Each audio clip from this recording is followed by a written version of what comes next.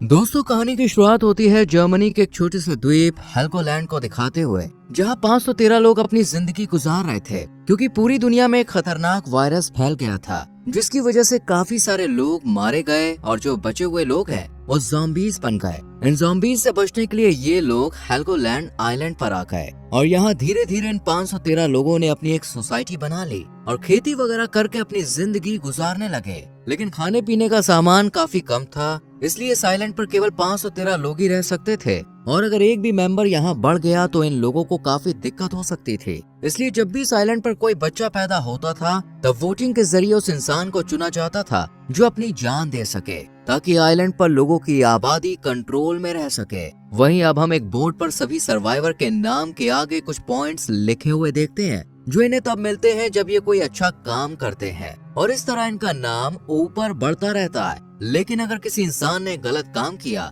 तो उसका नाम नीचे चला जाता है। इस आइलैंड के लोगों को मैनेज करने के लिए काउंसिल कमेटी भी है जिसकी सुपीरियर बिएट्रिस नाम की एक लेडी होती है। इसके बाद हमें 15 साल आगे की कहानी को दिखाया जाता है जहाँ पूरे शहर के लोग एक हॉस्पिटल में आए हुए होते हैं क्योंकि आज एमिली नाम की एक लड़की अपने बच्चे को जन्म देने वाली है। इस पूरे सीन को लोला नाम की एक रिपोर्टर अपने कैमरे में रिकॉर्ड कर रही थी। अब रूल के हिसाब से जब कोई बच्चा पैदा होता है तो किसी दूसरे इंसान को अपनी जान देनी होती है, इसलिए एमिली के पिता खुद अपनी जान देने का फैसला करते हैं और एक चट्टान से कूद जाते हैं। वहीं हॉस्पिटल में एमिली एक बच्चे को जन्म देने के बाद दूसरे बच्चे को भी इस दुनिया में ला रही होती है क्योंकि उसे जुड़वा बच्चे पैदा हुए थे। ये देखकर बिएट्रिस एक बार फिर काउंसिल कमेटी की मीटिंग रखती है और सभी लोगों से इस बारे में बात करती है। काफी देर तक सोचने के बाद ये लोग वोटिंग करने का डिसाइड करते हैं ताकि वोटिंग के जरिए पता चल सके कि किस इंसान को सैक्रिफाइस करना है। अब दूसरी तरफ हम क्रिश्चियन और हेनरिक नाम के दो दोस्तों को देखते हैं जो बोर्ड पर अपनी रैंकिंग देख रहे थे। क्रिश्चियन की रैंक 511 नंबर पर थी। ये देखकर वो काफी परेशान हो जाता है और हेनरिक से कहता है कि अगर मुझे मारने के लिए चुना गया तो मैं अपनी जान नहीं दूंगा। लेकिन हेनरिक उसे वार्न करते हुए कहता है कि पिछली बार एक आदमी ने इस तरह से बचने की कोशिश की थी पर इन लोगों ने उसे जबरदस्ती पिंजरे में कैद करके समुंदर में फेंक दिया था। इसके बाद हम 512 नंबर पर मौजूद एलिसे नाम की एक बुजुर्ग लेडी को देखते हैं जिसकी अब काफी उम्र हो चुकी थी, इसलिए सभी लोग उसे बिल्कुल यूजलेस समझते थे।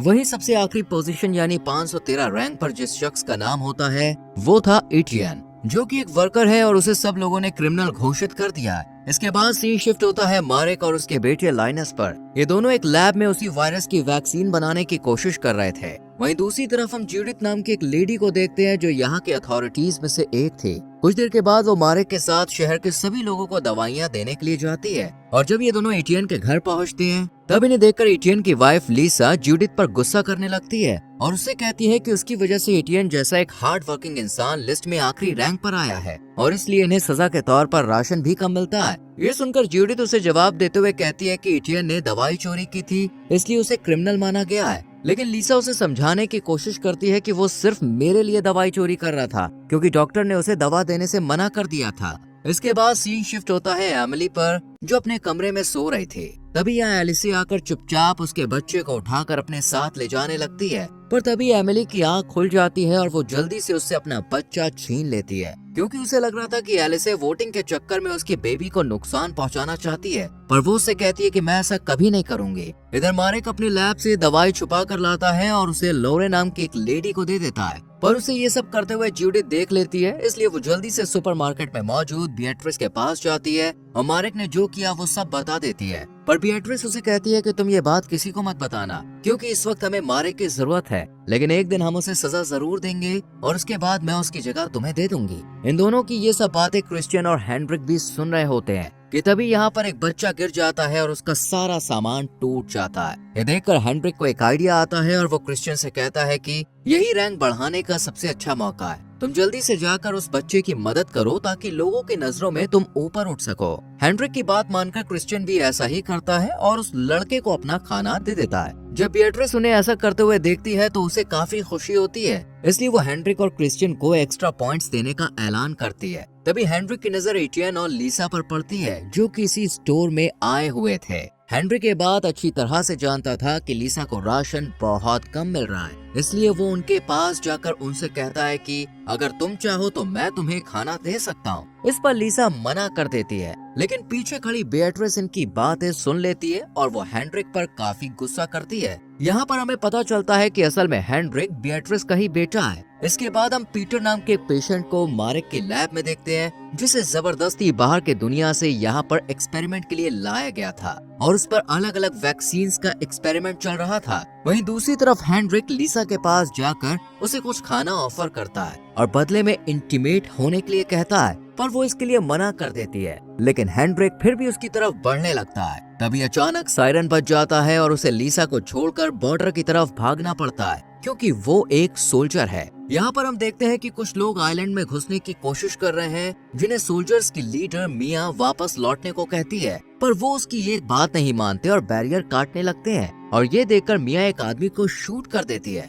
और फिर सभी लोग वापस जाने लगते हैं। लेकिन हेनरिक अपने मजे के लिए एक एक करके सभी को शूट कर देता है। अब वोटिंग का दिन आ जाता है और सभी लोग एटीएन के खिलाफ वोट करते हैं, यानी अब उसे अपनी जान देनी होगी। पर लीसा ऐसा बिल्कुल नहीं चाहती थी, इसलिए वो हॉल में बैठे हुए सभी लोगों से कहती है कि मेरा हस्बैंड बेगुनाह है, बस वो तो मेरे लिए दवाइयाँ ला रहा था। साथ ही इस बात का भी खुलासा करती है कि उसने हेनरिक को मारने के लिए वोट किया था, क्योंकि उसने खाने के बदले लीसा के साथ इंटीमेट होने की बात कही थी। ये सुनकर हॉल में जितनी भी लेडीज मौजूद होती हैं, वो हेनरिक के खिलाफ बोलने लगती है। इसलिए बेatrice को ना चाहते हुए भी हेनरिक को आइलैंड से निकालना पड़ता है। इसके बाद सीन शिफ्ट होता है लैब पर, जहाँ ज्यादा एक्सपेरिमेंट की वजह से अब पीटर की मौत हो चुकी थी। ये देखकर मारेक को काफी बुरा लगता है और वो उसकी डेड बॉडी को जलाने के बाद अपने घर आ जाता है। यहाँ उसका बेटा लाइनस उससे मिया की टीम के साथ मेनलैंड यानी बाहर की दुनिया में जाने के लिए कहता है, पर मारेक इसके लिए मना कर देता है। लेकिन लाइनस उसकी एक नहीं सुनता और अगले ही दिन कुछ सोल्जर्स के साथ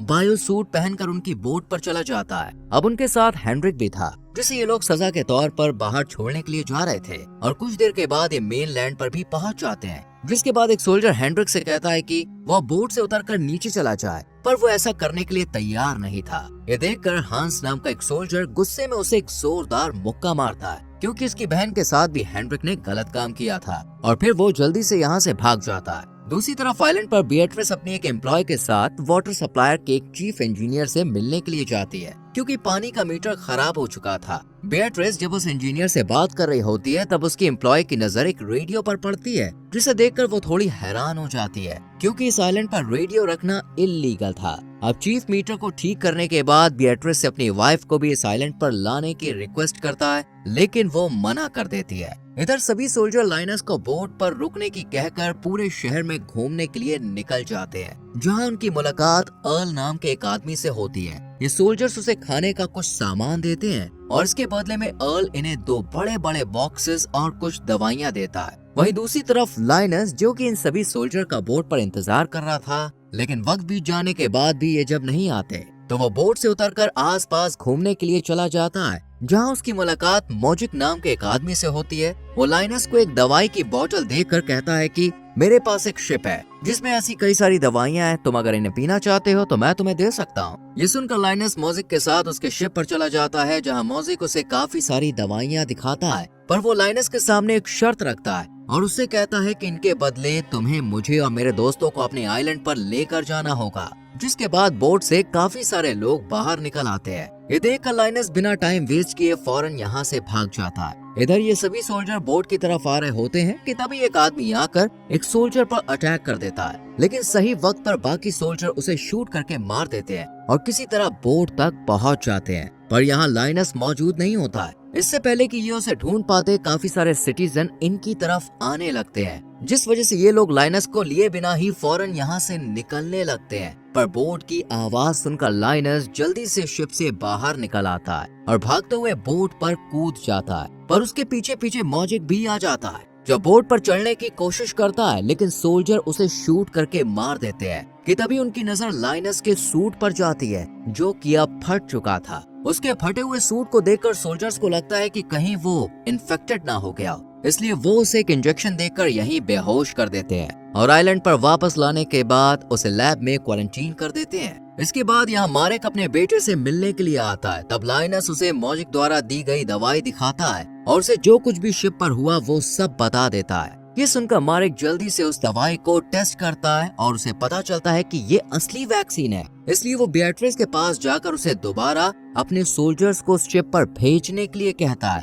ताकि ज्यादा से ज्यादा दवाई को यहाँ लाया जा सके। पर बियाट्रिस इसके लिए मना कर देती है क्योंकि पिछली ट्रिप में उसका बहुत ज्यादा नुकसान हो गया था। इधर हम मेनलैंड में अर्ल के गार्ड्स को देखते हैं जहाँ उन्हें पानी में मॉजिक की लाश मिलती है और उसके हाथ में उन्हें एक दवाई की बोतल भी मिलती है, जिसे देखने के बाद अर्ल अपने गार्ड्स को ऐसी और दवाइयां ढूंढने का ऑर्डर देता है। वहीं दूसरी तरफ हम हेनरिक को देखते हैं जो शहर में इधर उधर भटक रहा था। तभी उसे रास्ते में वेल्मा नाम की एक लेडी दिखाई देती है जो लोगों को कुछ न कुछ देकर उनकी मदद किया करती थी। हेनरिक उसके पास जाकर उससे फ्लर्ट करने लगता है और वेल्मा उससे खुश होकर उसे अपने असिस्टेंट के तौर पर रख लेती है। इसके बाद वेल्मा हेनरिक को एक थिएटर में लेकर जाती है जो कि असल में उसका घर था। इसके बाद वो हेनरिक के सामने बार बार अर्ल का नाम लेने लगती है, जिस पर वो उससे अर्ल के बारे में पूछता है, लेकिन वेल्मा उसे कुछ नहीं बताती है। जैसी रात होती है हेनरिक मौका मिलते ही वेल्मा को मार देता है और उसका सारा सामान लेकर यहाँ से निकल जाता है। दूसरी तरफ बियाट्रिस लीसा से मिलने के लिए जाती है और उसे एक जॉब ऑफर करते हुए कहती है कि अगर तुम मुझे इस शहर की सारी जानकारी ला कर दोगी तो इसके बदले मैं तुम्हें और तुम्हारे हस्बैंड को एक अच्छी जिंदगी दे सकती हूँ। ये सुनकर लीसा बहुत ज्यादा खुश हो जाती है और इस जॉब के लिए मान जाती है, पर असल में ये सिर्फ बियाट्रिस का एक प्लान था। इधर लैब में लाइनस की जगह अब जूडिथ को काम में लगा दिया जाता है और जब वो अर्ल के द्वारा दिए गए उन 2 बड़े बॉक्सेस को खोल कर देखती है तो उसमें एक आदमी और एक लेडी को कैद करके रखा गया होता है, जिन पर अब मार्क वैक्सीन का एक्सपेरिमेंट करने वाला था। इससे पहले कि वो कुछ कर पाता, यहाँ लैब में एक सोल्जर की डेथ हो जाती है और उसके पूरे शरीर पर लाल निशान बन जाते हैं, यानी वो वायरस से इन्फेक्टेड हो चुका था। वहीं जब लाइनस अपनी बॉडी को देखता है तो उसे भी सेम वैसा ही निशान नजर आते हैं, जिन्हें देखकर वो बहुत ज्यादा डर जाता है, लेकिन इसके बारे में किसी को नहीं बताता है। इसके बाद हम काउंसिल की एक मीटिंग को देखते हैं जहां बियाट्रिस उस पेशेंट की मौत का जिम्मेदार मिया को ठहराते हुए कहती है कि उसने अपनी टीम को सही तरह से प्रोटेक्ट नहीं किया था, इसी वजह से वो सोल्जर इन्फेक्टेड हो गया। इसलिए बियाट्रिस उसके 100 पॉइंट्स कम कर देती है और उसे सजा के तौर पर जेल में काम करने के लिए भेज दिया जाता है। तभी इसी हॉल में मौजूद लोला की बेटी फियोना अचानक खांसने लगती है, जिसे देखकर सभी को लगता है कि शायद वो भी वायरस से इन्फेक्टेड हो गई है। इसलिए सभी लोग यहाँ से भाग जाते हैं, पर असल में फियोना प्रेग्नेंट थी, लेकिन उसकी अभी तक शादी नहीं हुई थी, इसलिए उसके बच्चे को इल्लीगल माना जाएगा। इसी डर की वजह से वो अपने बॉयफ्रेंड टॉम के पास जाती है, पर टॉम उससे वादा करते हुए कहता है कि वो उसका और उसके होने वाले बच्चे का ख्याल रखेगा। जिसके बाद हमें लैब का सीन दिखाया जाता है जहाँ एक्सपेरिमेंट की वजह से अब उन दोनों पेशेंट्स की हालत बहुत ज्यादा खराब हो रही थी और इन्हें देखकर मार्क जूडिथ से कहता है कि हमारे पास ज्यादा वक्त नहीं है, इसलिए हमें जल्द से जल्द वैक्सीन बनानी ही होगी। इधर आइलैंड पर अर्ल अब मॉजिक के लोगों से मिलता है और उन्हें इसकी बॉडी दिखाकर कहता है कि इसे आइलैंड के लोगों ने मारा है। अगर तुम लोग मुझे दवाई के बारे में बता दोगे तो मैं तुम सबकी जिंदा रहने में मदद करूंगा। ये सुनकर स्पार्क नाम का एक आदमी आगे आता है और अर्ल से कहता है कि मैं तुम्हारी हेल्प करने के लिए तैयार हूँ, पर इसके बदले तुम्हें मुझे आइलैंड पर लेकर जाना होगा। कुछ देर सोचने के बाद अर्ल इसके लिए राजी हो जाता है। दूसरी तरफ मार्क जेल में मिया से मिलने के लिए जाता है और उससे कहता है कि मैं तुम्हारी जेल की सजा को कम करा सकता हूँ, लेकिन इसके बदले मैं चाहता हूँ कि तुम मेनलैंड पर जाकर उस शिप से वो वैक्सीन लेकर आओ। लेकिन मिया इस काम को करने के लिए मना कर देती है। इसके बाद हम हेनरिक को देखते हैं जिसे मेनलैंड पर कैनिबल की एक गैंग पकड़ लेती है, पर हेनरिक अपनी जान बचाने के लिए झूठ बोलते हुए कहता है कि वो अर्ल के लिए काम करता है। ये सुनकर कैनिबल गैंग उसे अर्ल से मिलवाने के लिए ले जाते हैं, पर अर्ल तो उसे जानता भी नहीं था, इसलिए वो हेनरिक को मारने वाला ही होता है कि तभी वो जोर से चीख कर कहता है कि मैं बियाट्रिस का बेटा हूँ और गलती से यहाँ पे आ गया हूँ। इसके बाद वो अर्ल को वेल्मा की मौत के बारे में बताता है कि वो वायरस की वजह से मारी जा चुकी है, लेकिन अर्ल पहले से ही सारी सच्चाई जानता था, इसलिए वो हेनरिक से कहता है कि तुम्हें आइलैंड से निकाला गया था और वेल्मा की मौत की वजह वायरस नहीं बल्कि तुम हो, तुमने उसकी जान ली है। ये सुनकर हेनरिक के पसीने छूट जाते हैं क्योंकि वो समझ चुका था कि उसके साथ बहुत बुरा होने वाला है, इसलिए वो अपनी जान बचाने के लिए आइलैंड के सभी सीक्रेट्स और डोर्स के बारे में अर्ल को बता देता है, जिससे खुश होकर वो हेनरिक को मारने का इरादा कैंसिल कर देता है। वहीं अब हम एक काउंसिल मीटिंग को देखते हैं जहां वाटर सप्लायर के इंजीनियर की वाइफ काइसो का इंटरव्यू लिया जाता है क्योंकि उसे दवाइयों के बारे में बहुत ज्यादा जानकारी थी। लेकिन तभी कमेटी मेंबर्स को पता चलता है कि एक दूसरी कैंडिडेट ने भी इंटरव्यू के लिए अप्लाई किया है, जिसका नाम जेनियला है। जेनियला असल में एक सर्जन है, इसलिए कमेटी मेंबर काइसो की जगह जेनियला को सिलेक्ट करते हैं और फिर उसे इस आइलैंड पर बुलाया जाता है, पर उसकी शिप में दूसरी गैंग के 2 लोग छुप कर आ जाते हैं इधर अपनी वाइफ को सिलेक्ट न होता देख इंजीनियर को बहुत बुरा लगता है, इसलिए वो मेनलैंड पर जाने का फैसला करता है। लेकिन बिएट्रिस उसे ऐसा करने से मना कर देती है क्योंकि वो पूरे आइलैंड पर इकलौता इंजीनियर था जो वाटर सिस्टम को ठीक कर सकता था। दूसरी तरफ अब एटियन को बिएट्रिस की मदद से विंड मिल में नई जॉब मिल जाती है, जहाँ काम करने के दौरान उसे एक शराब की बोतल मिलती है जिसे वो अपने बॉस को दे देता है, जिसके बाद बॉस उस बोतल की सारी शराब पी लेता है और नशे की हालत में ही काम करने के लिए चला जाता है।